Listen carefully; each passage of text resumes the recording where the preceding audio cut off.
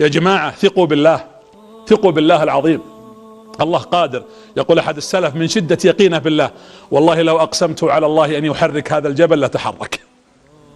من يقينك بالله. اللي ما جاها عيال عقيم، اللي تأخر عليها الزواج وتظن مصيبتها أكبر مصيبة، الإنسان المسجون المريض، يا أخي ادعو الله وأنت صادق موقن بالإجابة. أقول لكم شيء، يوم الجمعة فيها ساعة إذا وافقها العبد المسلم ودعا الله أعطاه الله ما يريد. يقول بعض السلف: والله لو يعلم الناس ما في ساعة الجمعة ما تركوها لحظة.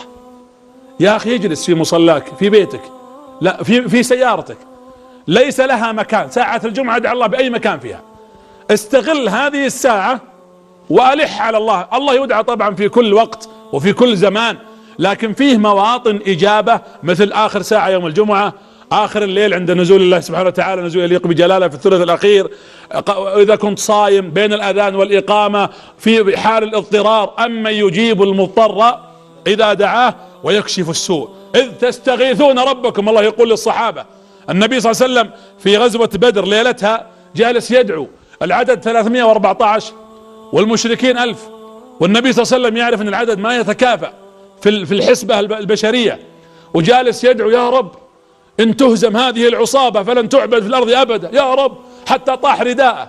يقول أبو بكر ضرب على كتف النبي قال: هون عليك يا رسول الله، والله إن الله منجز ما وعدك. الله منجز ما وعدك. الله يقول عن هذا المشهد: إذ تستغيثون ربكم فاستجاب لكم أني إيش؟ ممدكم. جت ملائكة تحارب مع النبي صلى الله عليه وسلم: ممدكم ب1000 من الملائكة منزلين. الملائكة نزلت حتى الله قادر، الله قادر يسخر معك ملائكة، وقادر يسخر لك خلقه، وقادر يفتح لك الأبواب المغلقة. فيه دعاء تدعو وحدة من العجز دائم تقوله: اللهم افتح لي ما تسكر ويسر لي ما تعسر. فأقول هذا الدعاء رغم أنه يقال بالعامية لكنه دعاء جميل.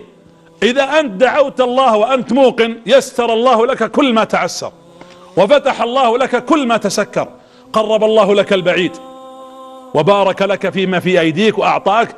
اللهم إن كان رزقي في السماء فأنزله، وإن كان في الأرض فأخرجه، وإن كان بعيدا فقربه، وإن كان قريبا فعجله، وإن عجلته فبارك فيه وأدمه يا رب العالمين. إذا أجاب الله دعواتك فتحت لك أبواب الخير كلها.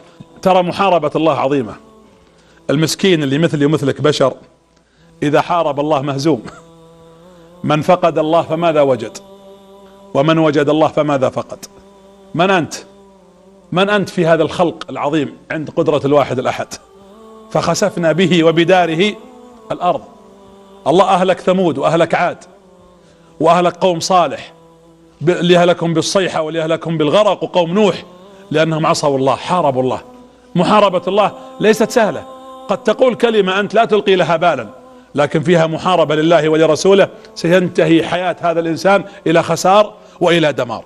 ولذلك الله سبحانه وتعالى، النبي صلى الله عليه وسلم يقول في حديث أبي سعيد: إذا أصبح ابن آدم في الصباح فإن الأعضاء، كل أعضاء جسمك، تكفر اللسان يعني تذل وتخضع له، تقول: اتق الله فينا فإنما نحن بك، إن استقمت استقمنا، وإن اعوججت اعوججنا. ولذلك الله يقول: يا أيها الذين آمنوا استجيبوا لله وللرسول إذا دعاكم لما يحييكم.